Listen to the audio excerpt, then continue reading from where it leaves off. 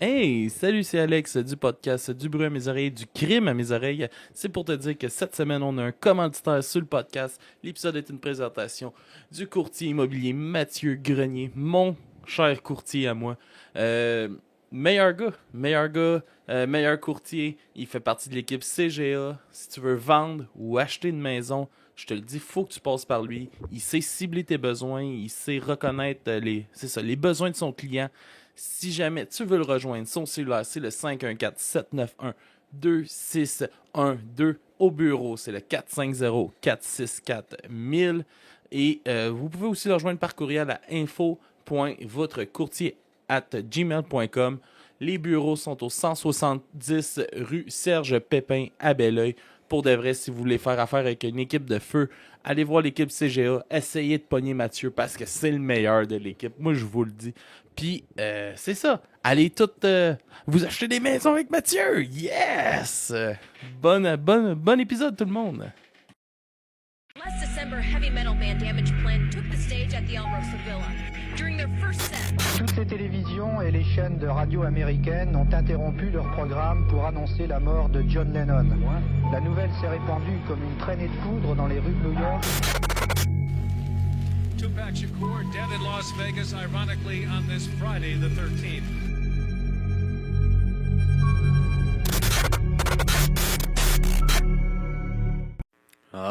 Alright. Bonjour tout le monde, bienvenue au podcast du crime à mes oreilles. C'est ici Alex. Aujourd'hui, je suis en compagnie du succulent, majestueux Papy Joe. Comment ça va, Papy Joe? Correct. T'as passé un beau week-end au chalet? Ouais, Ouais. la neige était belle. Ouais. Puis c'est ça. Il n'y avait rien d'autre de le fun. Ben, c'était Noël, là. Je veux dire, c'est pas des choses super agréables, Noël, là. Ah. T'es pogné avec ta famille. T'es obligé de l'avoir une fois par année, puis c'est déjà trop, là. Bon, c'est pas drôle la vie. Non. J'ai rencontré la nouvelle copine de mon frère. Ah, pis, Elle est correcte. c'est correct, gentil? Ben ouais. À, Ouais. à date, elle m'a pas regardé, puis elle m'a pas jugé. Fait que... Elle m'a pas plutôt regardé avec un regard De jugement. Ouais, c'est ça. Ah, c'est pas pire, tu fais des points. Exactement. Ça doit t'arriver quand même souvent. Un peu trop souvent. Un peu trop souvent. Au moins ici, on le sait que t'es apprécié quand même. Exactement. Et pour fêter, parce que je sais pas si on va savoir avant le nouvel an, mais j'en ai mes échantillons d'alcool. Fait que, tu veux-tu déguster un chocolat? Un d'alcool? chocolat d'alcool, ouais, j'en ai vu un au Canadian Club. Ouais, Canadian Club, t'as. Ouais, je vais prendre le Club. Moi, je vais Canadian prendre- Club. Moi, je vais te prendre un. Oh, on entend bien le plastique. Ouais. C'est agréable. Je vais prendre un vodka, un cognac. Un cognac fine champagne. Rémi Martin. Oh. Je sens que ça va goûter mauvais. Mais c'est sûr que ça coûte jamais vraiment bon, hein. Je sais pas Ces pourquoi petits le monde- cossins, là. Je sais pas pourquoi le monde aime ça, l'alcool. Mais l'alcool, oui, là, mais ces petits chocolats, en tout cas, ça n'a jamais été un grand succès pour moi. Non, je mets la bouteille d'eau à côté pour me rincer la bouche, en cas où. Voyons, tabarnak. Il est Je féroce. pense que j'ai le manuel d'instruction comment les déballer. Tu t'es en train de rire de moi, toi, là? un tantinet. Tiens, ça fait un beau moment. Cheers, Chin, chin. Chin.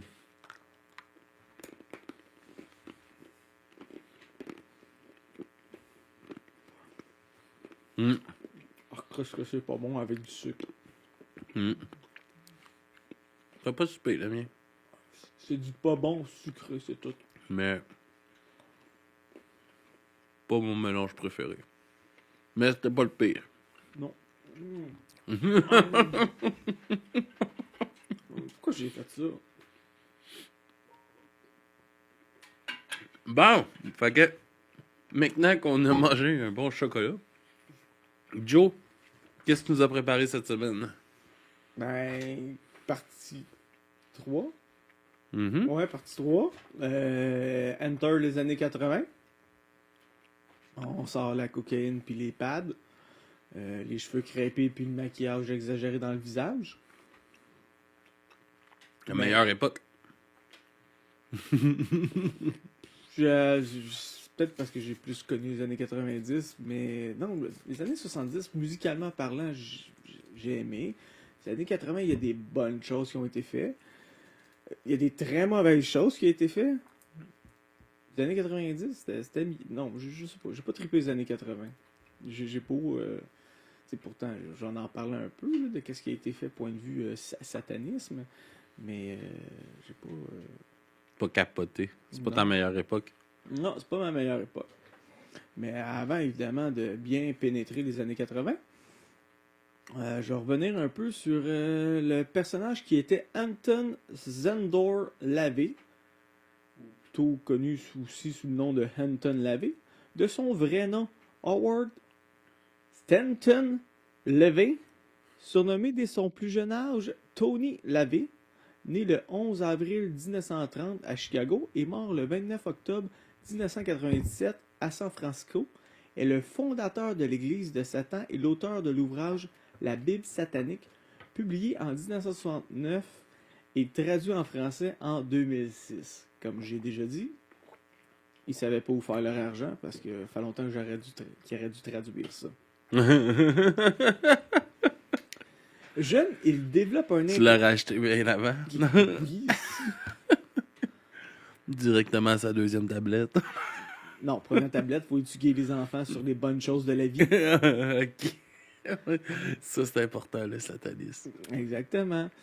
Jeune, il développe un intérêt pour la littérature noire telle que Dracula ou Frankenstein. Il dévore également les pulps. Les pulps, ça n'existe plus vraiment, mais c'est des écrits populaires ou sensationnalistes généralement considérés comme de mauvaise qualité. Moi, j'aime ça. En fin de compte, c'est le série B des livres. Il deviendra plus tard ami avec les auteurs de ces bandes dessinées. Il regarde aussi des films noirs et s'éprend pour l'expressionnisme allemand des années 1930. En tout cas, moi, les affaires de peinture, c'est pas mon fort. J'aime ou j'aime pas. Puis là, donner des termes trop intellectuels à des peintures, je m'en calisse. Peu studieux. Hey, j'essaie de lire. Tabarnak! C'est ça, là. Ma calisse! Ça va donné, là, pas de temps à perdre. Peu studieux, il abandonne les études à 16 ans. Il fréquentait le lycée de Mont-Tamalpais dans le comté de Marin. Fréquente le milieu du cirque et joue de l'orgue ou du piano dans les maisons burlesques à Los Angeles. Il prétend avoir eu une courte relation à cette époque avec Marilyn Monroe. J'espère que tu sais c'est qui Marilyn Monroe. Oui. Ok, c'est bon. Le stagiaire, est-ce que tu sais c'est qui Marilyn Monroe? Non, j'ai aucune idée de ce que tu parles, Jonathan.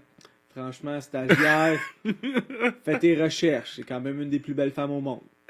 Elle est peut-être un peu morte, mais elle est encore belle, je suis sûr.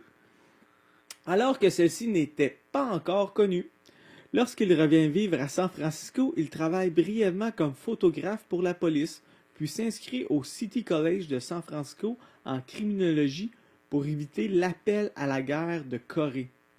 Deux éléments biographiques qui n'ont pas pu être vérifiés. Fait que, on ne saura pas. Il lui arrive alors de jouer les enquêteurs psychiques pour la police sur les crimes semblant relever d'une forme de spiritualisme. Devenu une célébrité locale grâce à ses recherches sur le paranormal et à ses prestations d'organiste, pas des organismes, mais l'organisme comme L'organisation. Ouais, c'est ça. Tu sais, l'organisation avec des gros pipes là, dans des églises qui... Ah, l'orgue. Ouais, c'est ça, l'ogre.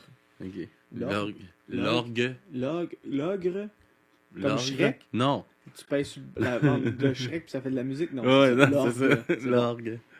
Il essaya d'attirer les notables de San Francisco à ses soirées.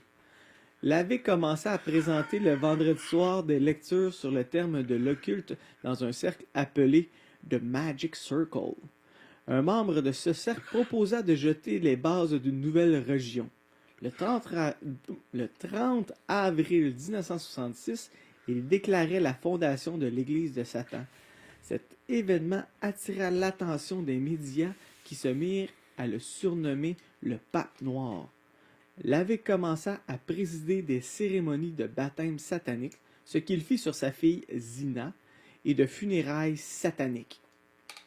Il mentionna que le fait de voir tant de personnes attendre avec impatience la nuit du samedi soir en pensant aux écarts de conduite qu'ils allaient faire et de les voir le lendemain prier à l'église lui donna une vision très cynique de la religion.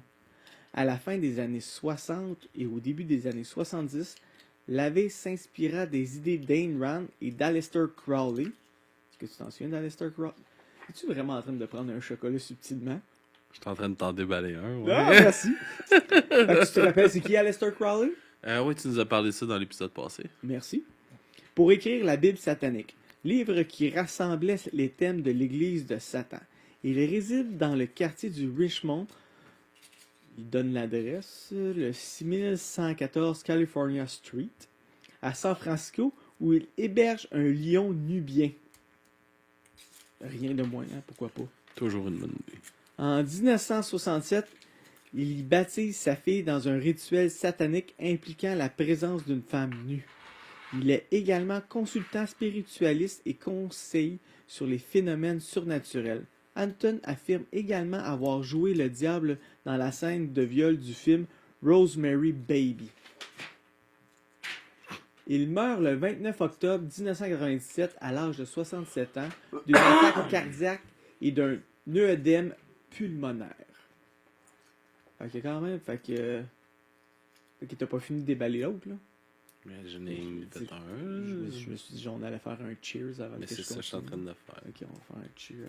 Puis là, tu m'as déballé quoi exactement? Ah. Surprise. Je sens que ça va être dégueulasse. Sûrement. Mais Cheers. Cheers. Mais c'était-tu une vodka, quelque chose ou? Je m'en rappelle pas.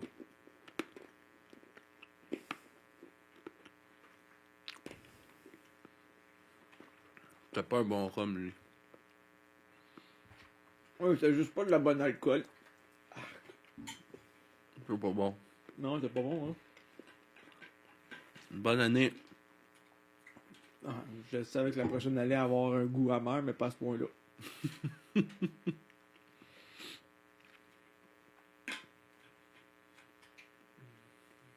Let's go. Bon. Nous voici dans les années 80.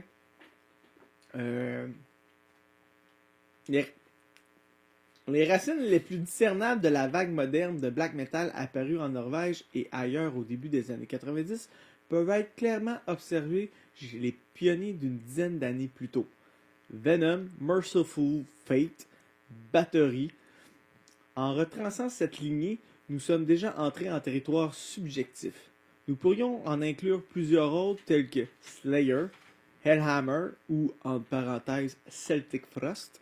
La pré-partie de ta grande épopée du sataniste, d'ailleurs, notre épisode, justement. Oui, exactement. C'est l'épisode 0. et d'autres groupes. Mais en raison de la chronologie et de l'impact à la fois en termes de musique, d'apparence et de philosophie, notre attention se concentre sur les trois premiers. Évidemment, on peut aller aussi aller comme faire du cherry picking, parce que plusieurs groupes, autant metal que rock, ont abordé quand même le terme du satanisme ou de l'anti-religion en général. Mais les trois, Venom, Merciful Fate et Battery, disons qu'ils en ont fait un peu leur piédestal, leur publicité, leur image. On va commencer par Merciful Fate et un peu King Diamond, parce que les deux viennent un peu ensemble. Merciful Fate est un groupe de heavy metal danois originaire de Copenhague, formé en 81 par le chanteur King Diamond et le guitariste Hank Sherman. Puisant les influences musicales de leurs parrains du métal tels que Black Sabbath et Deep Purple, ils ont combiné un vocal caractéristique de King Diamond, évidemment de Merciful Fate, à ses débuts avec un mini LP éponyme en 82 qui contenait l'hymne None Have No Fun. Évidemment, on peut le traduire en disant « les nonnes n'ont pas de plaisir », mais moi j'aime mieux dire « les nounes n'ont pas de plaisir ». Cela a été suivi par 2 albums plus avancés, Melissa de 1983 et Don't Break the Heart de 1984, débordant d'histoires de rythme magique, de fantaisie cauchemardesque sur les conséquences de pactes rompus et de déclarations d'allégeance satanique.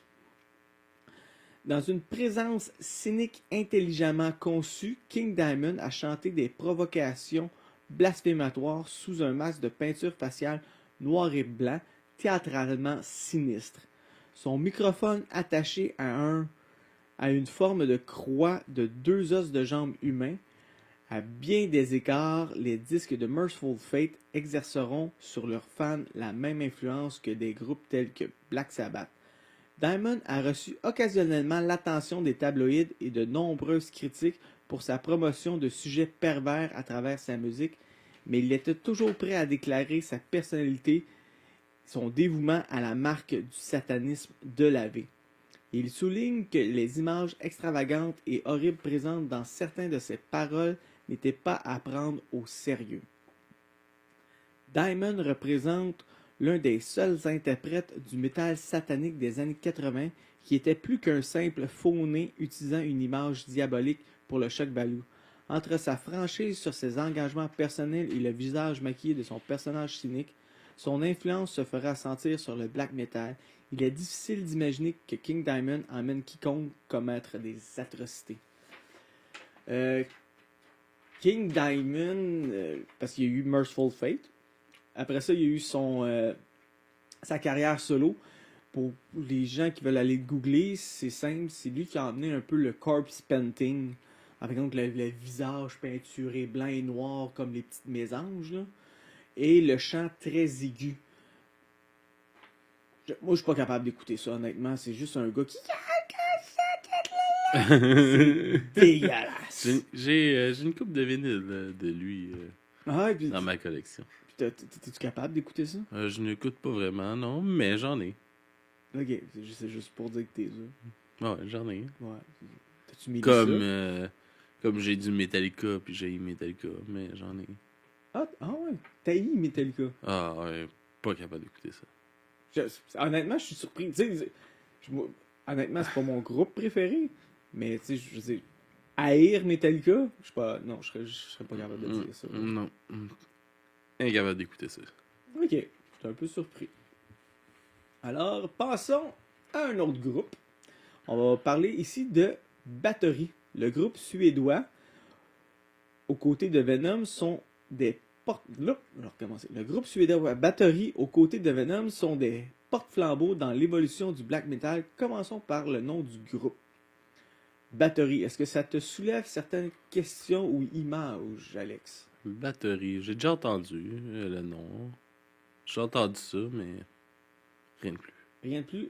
Parce que Bathory, c'est en fin de compte, c'est le nom de famille d'une demoiselle nommée Elisabeth Bathory. Ok. Pour moi, c'est The Ultimate Waifu. J'essaie de trouver des termes de jeunes là, pour qu'ils me comprennent. Elisabeth de Bathory est une comtesse hongroise de la famille princière des Bathory, née le 7 août 1560 et morte le 21 août 1614. Les accusations d'un pasteur luthérien et de nombreux témoignages à charge font d'elle l'une des plus célèbres meurtrières de l'histoire hongroise et slovaque.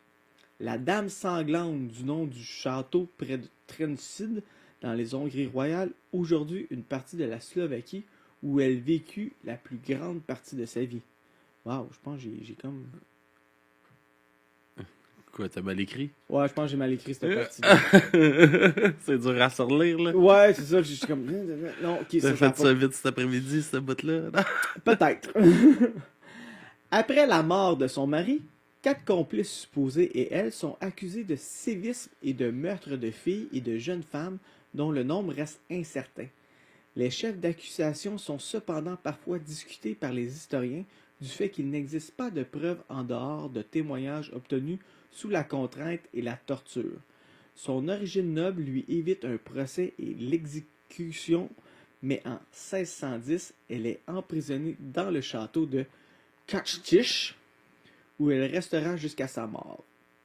On dénombre plus de 300 témoignages collectés entre 1610 et 1611. Les rapports du procès comprennent les témoignages des quatre accusés ainsi que ceux de 13 autres témoins, notamment le castellan et le reste du personnel du château de Sarvar. C'était facile? Ouais, c'est S-A avec un accent, R-V-A avec un autre accent bizarre, puis R, je sais pas comment on prononce ça. Ses premières victimes seraient de jeunes paysannes de la région attirées à Cachtis par des offres de travail bien payées pour être servantes au château. Plus tard, elle aurait commencé à tuer des filles de la petite noblesse envoyées chez elle par leurs parents pour y apprendre l'étiquette. Des rapts semblent aussi avoir été pratiqués par ses complices. Là, tout va bien. La description, là on arrive dans le croquant. La description de tortures mises en évidence durant le procès sont souvent fondées sur les oui-dire.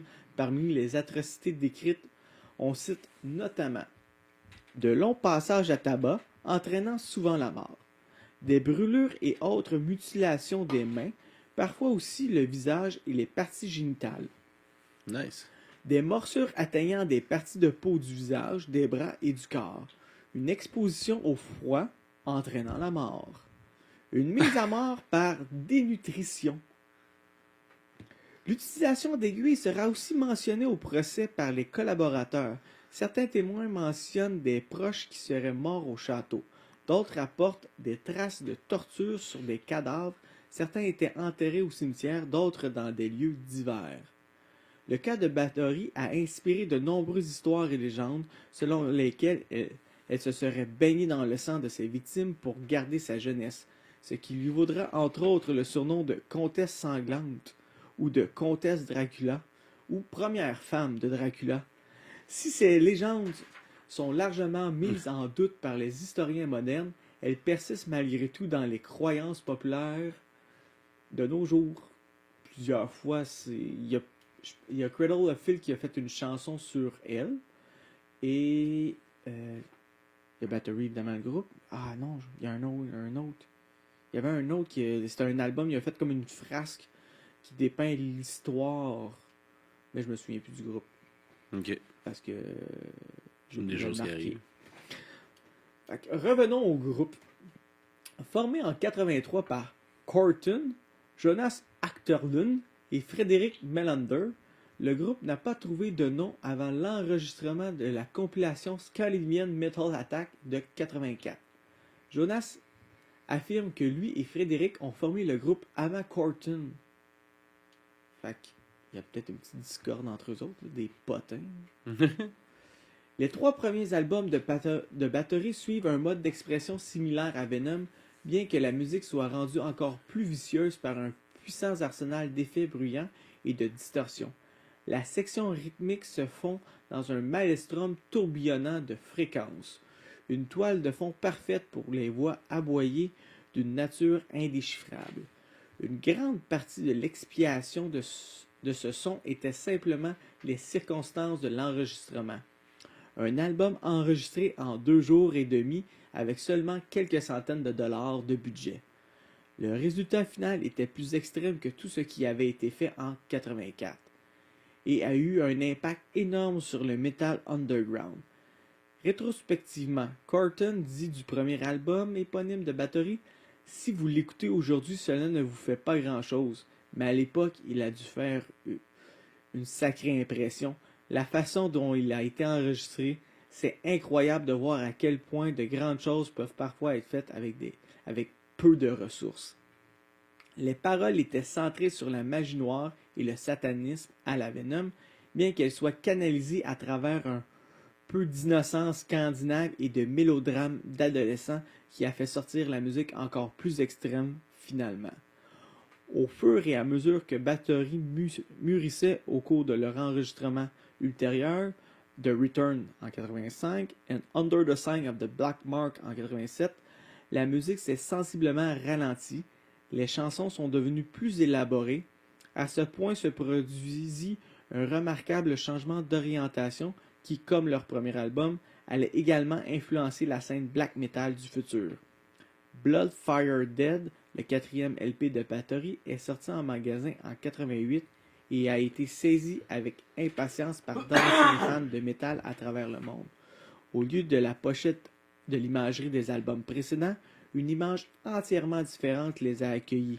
Une armée grouillante et aéroportée de Valkyries enragées sur des chevaux noirs stimulés par le dieu nordique Thor, le marteau tenu en l'air dans un juste défi comme une peau de loup, un guerrier masqué tire une fille nue de la terre brûlée en dessous. Cette remarquable Rien de mieux pour exciter des Vikings. Moi, en tout cas, je suis excité. Cette remarquable peinture... On voit l'étincelle dans tes Ouais. yeux. Cette remarquable peinture romantique du Norvégien Peter Nikolai Arbo était la voie idéale vers le nouveau son de Bathory. Plus accessible que les précédents albums du groupe, le nouvel album était néanmoins tout aussi brutal. Blood Fire Dead a utilisé la même quantité d'agressivité brute, mais l'a canalisée à travers des chansons orchestrées et des voix compréhensibles, qui ont été aidées par des paroles plus réalistes et réfléchies. Même s'il n'était pas conscient de son influence, Bathory a réussi à créer le modèle du black metal scandinave dans toutes ses myriades de facettes. Autant le black satanique que sa petite branche cousin qui garde un côté antichristianisme, le viking metal parce que c'est plus cool des dieux vikings qu'un dieu unique. Tout est important, man. Tout est dans les détails. Oh que oui. Maintenant, je l'ai nommé plusieurs fois, le petit groupe, mais nous sommes rendus à lui, à Venom. Venom a vu le jour entre 1979 et 80. Dernière tête d'affiche du Montebello Rock. Pour de vrai, ils sont encore actifs. Je vais pas checker s'il est Ouais. encore actif. Tabouin. Ça doit être des grands-papas, là. Ça doit être beau. En tout Ça cas, doit être bon. Ozzy Osbourne, il y a 10 ans, je l'ai vu, mais ça a l'air qu'il fait encore des shows. Ouais, vous le disiez dans le End Tour là, de Black Sabbath, genre. Non, c'est... Moi, je dis 10 ans, c'est peut-être plus que ça, là, mais je sais juste que le dernier show que j'ai vu d'Ozzy Osbourne, une chance qu'il y avait un micro pour se tenir. Tu sais, il était comme... Étrangement, c'est bizarre, hein, Ozzy en show, moi, ce que j'ai remarqué, on comprend rien quand il parle, mais on comprend quand il chante. Exactement. Parce que c'est... Je me demande pourquoi. Du lipsil. Du lip-sync, Mais ça, c'est les lèvres, puis il là. chante Ah tout ouais. seul, alors, Venom a vu le jour entre 79 et 80 à Newcastle, en Angleterre, à la suite de la rencontre de 3 fans et musiciens de niveau supérieur qui ont décidé d'aller plus loin que leurs contemporains. Même leur nom mortel n'était pas assez intimidant pour être révélé. Ainsi, Conrad Land, Jeff Dunn et Tony Bray ont respectivement adopté les noms de guerre de Chronos. Qui est Chronos?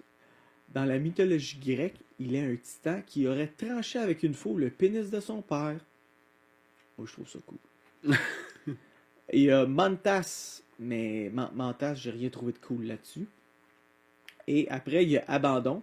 Le nom d'Abandon serait d'origine hébreu, ce qui signifierait destruction ou abîme ou encore perdition. Ça aussi, c'est cool. Leur musique était aussi exagérée que leur titre de scène, avec un contenu lyrique tout aussi anormal. Leur début et leur influence remontent directement aux premiers groupes de heavy metal tels que Black Sabbath et Deep Purple. Venom a pris la lourdeur et le mysticisme sombre de ses prédécesseurs et lui a donné un nouveau souffle. Les vieux groupes s'étaient installés dans des styles de vie somptueux résultant de leur succès, perdant ainsi la crudité. Je savais pas comment... Des petites carottes, des cocons. C'est ça, je savais pas comment traduire rawness, tu sais, le côté... Le côté raw, c'est ça, fait que crudité, qui les avait autrefois rendus excitants. Je suis pas capable, ça marche pas. Je le sais, moi, du coup, mais je vais le laisser là. Après une analyse approfondie, Venom jouait toujours du rock rapide basé sur le blues, mais avec l'agressivité primitive qui, à cette époque, était généralement considérée comme la propriété des groupes punk. Hein? On parle de punk, là. Oh, là tu me parles. Hein? En Amérique, en effet, un grand pourcentage des premiers fans de Venom sont issus de la scène hardcore et punk, qui se rassemblaient à la sortie des singles du groupe. Les anciennes sonorités de Venom, comme la chanson Die Hard, font écho au son caustique et violent de Black Flag du début des années 80. Bien que si vous ne tenez pas compte de l'enregistrement de basse qualité, les guitares trop distordues et des voix aboyées de Chronos, on se rend compte que Venom n'est pas si différent de Black Sabbath, qui en fin de compte s'est accéléré à 78 BPM.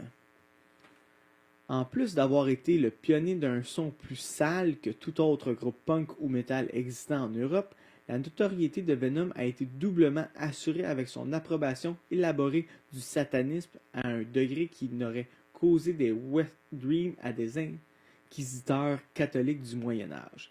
Étant donné le niveau de blasphème dont ils ont fait leur marque de fabrique, il n'est pas surprenant que le groupe puisse être adopté comme une panacée pour l'âme par les enfants élevés dans des jupes chrétiennes de leurs parents et à la recherche de tous les issues possibles.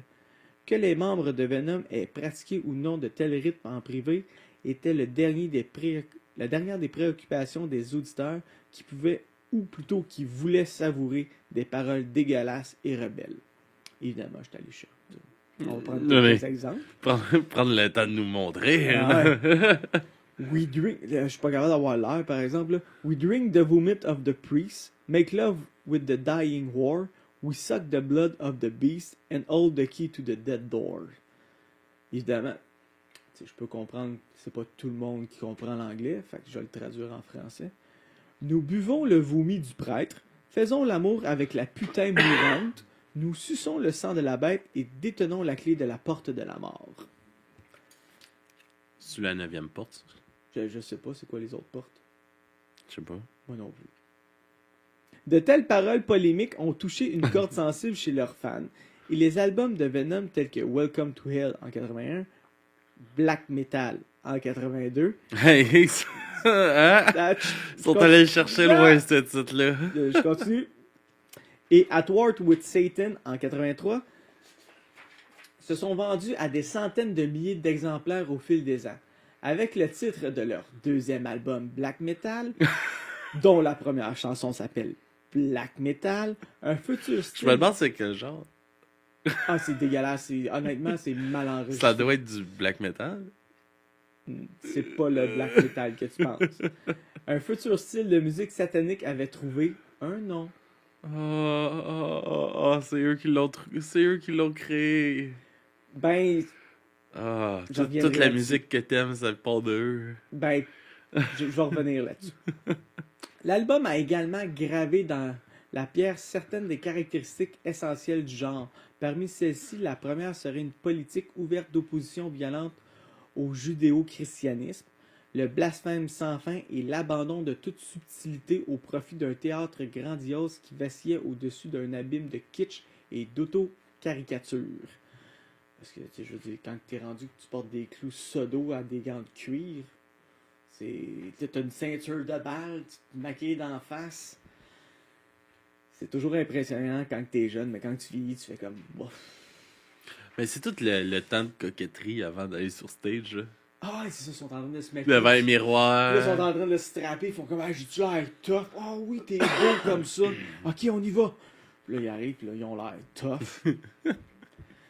Pour moi, c'est juste des drag queens morbides, là, fait que c'est tout. Ouais, ça ressemble à ça. Je suis d'accord avec ça. C'est ça, mais tu sais, j'enlève rien, j'ai aimé ça, puis je vais continuer à aimer ça. Mais c'est ça. Mais non, mais tu sais, ça rajoute de quoi théâtral au show. C'est ça, c'est tout juste un côté théâtral, dans le fond, en bout de ligne. Mais c'est ça, c'est quand même drôle de les voir vouloir faire de la grosse métal, du gros métal, haïr tout, puis ok, on va prendre 1 heure de se préparer avant de faire notre show. À se crêper les cheveux.